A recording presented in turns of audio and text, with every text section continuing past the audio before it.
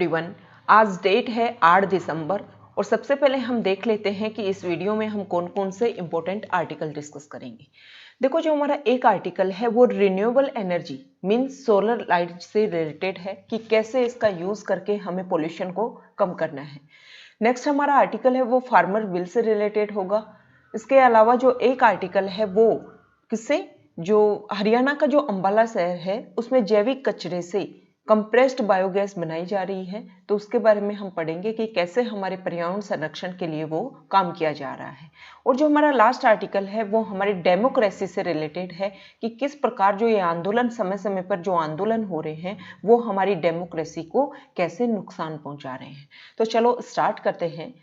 देखो, जो हमारा फर्स्ट आर्टिकल है उसमें बोला गया है कि जो हमारे प्रधानमंत्री जी श्री नरेंद्र मोदी जी हैं, उन्होंने ये बोला है कि देश के हर राज्य में कम से कम एक सिटी को सोलर सिटी के रूप में डेवलप किया जाएगा और इस क्षेत्र में MNRE मतलब हमारा जो रिन्यूएबल मिनिस्ट्री है उन्होंने काम करना शुरू कर दिया है। अब ये जो सोलर सिटी के रूप में जिस सिटी को डेवलप किया जाएगा वो या तो उस राज्य की राजधानी हो सकती है या कोई अन्य शहर हो सकता है उस राज्य का, ये डिसाइड नहीं किया गया है।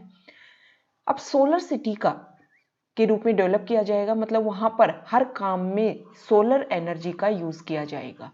जब इंसान वहां का रहने वाला सोलर एनर्जी का यूज करेगा तो इससे क्या होगा कि जो हम जैविक ईंधन जो यूज करते हैं उसका यूज कम होगा और जो हमारा पोल्यूशन का जो स्तर बढ़ता जा रहा है वो क्या होगा, कम होगा। और जो हमने 2030 तक जो वायदे किए हैं पेरिस समझौते में उनको अचीव करने में हम सक्षम हो पाएंगे। नेक्स्ट जो हमारा आर्टिकल है वो देखो, जो फार्मर्स जो कानून बने हैं अभी संसद में पारित हुए हैं और उनको लेकर के जो आंदोलन किया जा रहा है, आज उन्हीं के विरोध में भारत बंद किया गया है। उससे रिलेटेड इस आर्टिकल में बताया गया है कि देखो फार्मर्स क्या चाहते हैं, उनके जीवन का उद्देश्य क्या है कि उनकी आय बढ़े और सरकार क्या चाहती है कि सरकार ने भी देखो 2022 तक ये टारगेट ले रखा है कि किसानों की आय को दुगनी किया जाए। तो इस आर्टिकल में ये बात बोली गई है कि दोनों का जो अल्टीमेट मतलब जो मेन टारगेट है वो है आय को बढ़ाना। तो इस आर्टिकल के थ्रू ये बोला गया है कि पहले हमें ये बिल पारित होने चाहिए थे, लागू होने देने चाहिए थे और फिर अगर हमें लगता कि उनमें कुछ कमी है तो हमें उनका विरोध करना चाहिए था। आगे इस आर्टिकल में जो तीनों बिल हैं उनके पॉजिटिव पॉइंट बताए गए हैं कि जो पहला बिल है उसमें यही तो बोला गया है ना कि आप अपनी खेती का जो भी प्रोडक्ट आता है उसको खुले मार्केट में बेच सकते हो और जो आपका पहले से जो परिपाटी चली आ रही थी वो आपकी प्रेजेंट रहेगी, आपको MSP मिलेगा। अब इस आर्टिकल में एक नीति आयोग की एक रिपोर्ट को आधार बनाया गया है कि 2016 में नीति आयोग की एक रिपोर्ट आई थी। उस रिपोर्ट में बोला गया था कि पंजाब और हरियाणा के जो किसान हैं वो रबी की फसल का 42% और खरीफ की फसल का 25% ही मंडियों में बेचते हैं, बाकी मंडियों के बाहर बेचते हैं। अब देखो, इस आर्टिकल में जब ये रिपोर्ट में ये बोला गया है और जब सरकार इस चीज को इम्प्लीमेंट करना चाह रही है कि आप कृषि को खुला बाजार बना दो तो किसानों को इसका विरोध नहीं करना चाहिए। आगे इसमें ये बोला गया है कि जब मंडियों में किसान जाते हैं तो किसानों से जो आड़तिये जो लोग होते हैं वो मंडियों के रखरखाव और अन्य तरीके के उनसे टैक्स वसूलते हैं और ये बोला गया है कि लगभग एक साल में एक मंडी में 6 से 8% तक जो शुल्क वसूला जाता है उससे 5,000 करोड़ रुपए तक की वसूली किसानों से की जाती है। तो इस आर्टिकल में बोला गया है कि जब कृषि व्यापार को जब खुला क्षेत्र बनाने के लिए जो केंद्र सरकार पहल कर रही है उसमें किसानों को केंद्र सरकार की सहायता करनी चाहिए। और अगर बाद में हमें लगता है कि ये जो बिल जो बने हैं, जो कानून जो बना है, अगर वो किसानों के विरोध में है तो उसका हमें विरोध करना चाहिए था। लास्ट में इस आर्टिकल में बोला गया है कि देखो, नए कृषि कानूनों को खत्म करना समस्या का हल नहीं है बल्कि इनमें कुछ संशोधन किया जाए और जो किसान चाहते हैं और जो सरकार चाहती है उनको बैठ करके डिस्कशन कर करके उनका जो मध्यस्थता का जो मार्ग है वो अपनाना चाहिए। नेक्स्ट जो हमारा आर्टिकल है वो अंबाला में, हरियाणा का जो अंबाला है वहां पर जैविक कचरे से कंप्रेस्ड बायोगैस बनाई जा रही है और उसको बेचा जा रहा है। ये बायोगैस जो है वो 48 रुपए किलो के हिसाब से बेची जा रही है। जो यहाँ पर जर्मनी से ये मशीन खरीदी गई है और उसका यहाँ पर यूज किया गया है, उससे ये बोला जा रहा है, देखो नॉर्थ इंडिया में इस मशीन को एस्टेब्लिश करने का जो मेन कारण है वो ये है, मेन जो सबसे कारण है कि नॉर्थ इंडिया में जो पोल्ट्री जो उद्योग है वो काफ़ी फैला हुआ है और उस पोल्ट्री वेस्ट को इसमें काफ़ी यूज किया जा रहा है। इसके अलावा जो किचन का जो वेस्ट है उसको भी इसमें यूज किया जा रहा है।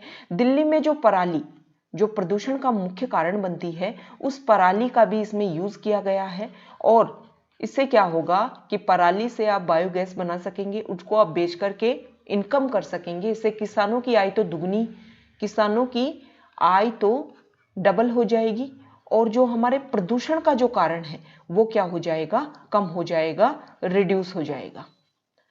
तो ये इस आर्टिकल में हमने डिस्कस किया।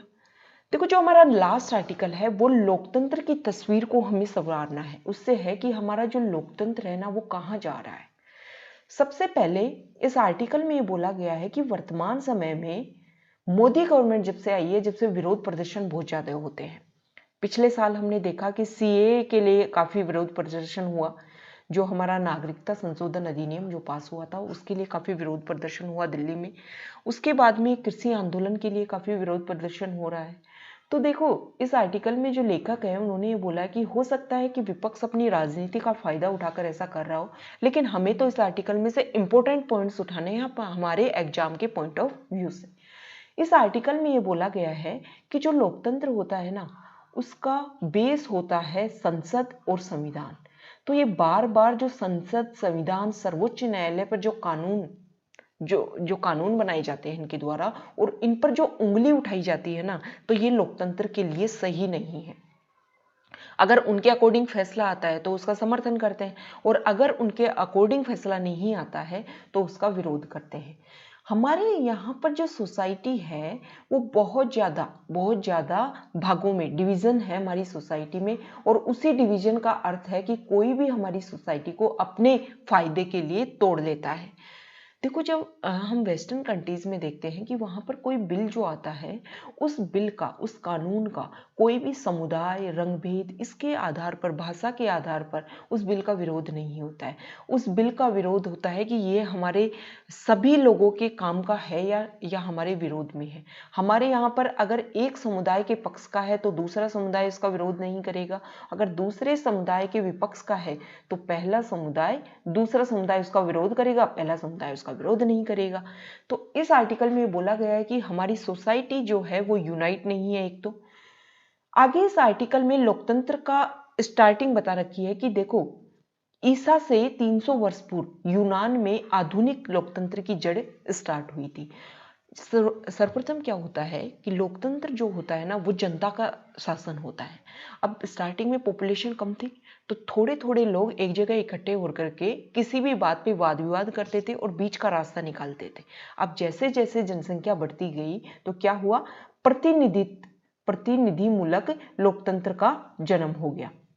अब इसमें क्या है कि ये जो प्रतिनिधिमूलक मतलब जनता सारी संसद में, राज्य विधानसभाओं में जा नहीं सकती, तो उन्होंने अपने अपने प्रतिनिधि नियुक्त कर लिए और वो उनकी आवाज को उठाते हैं।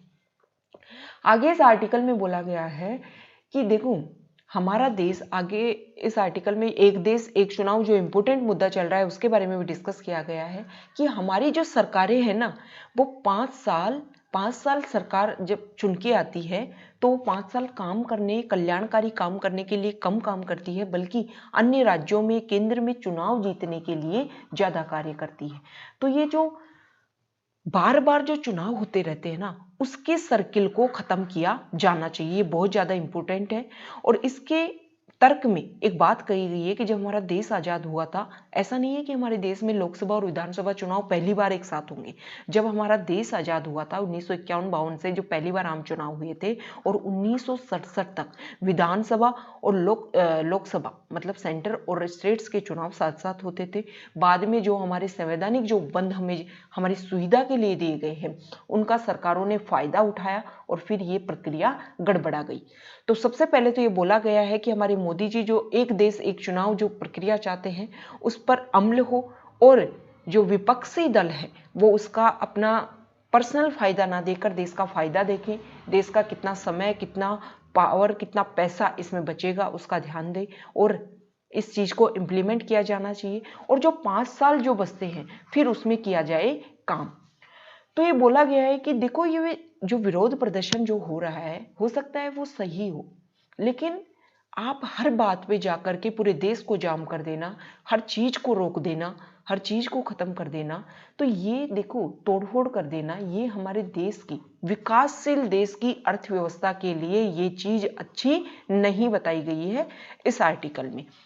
लास्ट में इस आर्टिकल में बोला गया है कि हमें इन चीजों से निपटने के लिए सबसे पहले तो जो लोकतंत्र में चुनाव का जो मकड़जाल है उसका हमें खत्म करना होगा, और सहभागिता तरीके से लोकतंत्र बनाने की, हमारे देश में जो लोकतंत्र जो बनाया गया है उसको रियल तरीके से उसको एस्टेब्लिश करना होगा। और इसके लिए गवर्नमेंट अकेले काम नहीं करेगी, हमारी जो जनता है और हमारी सरकार, उसको मिलजुल कर इस चीज में काम करना होगा, ये इस आर्टिकल में बोला गया है।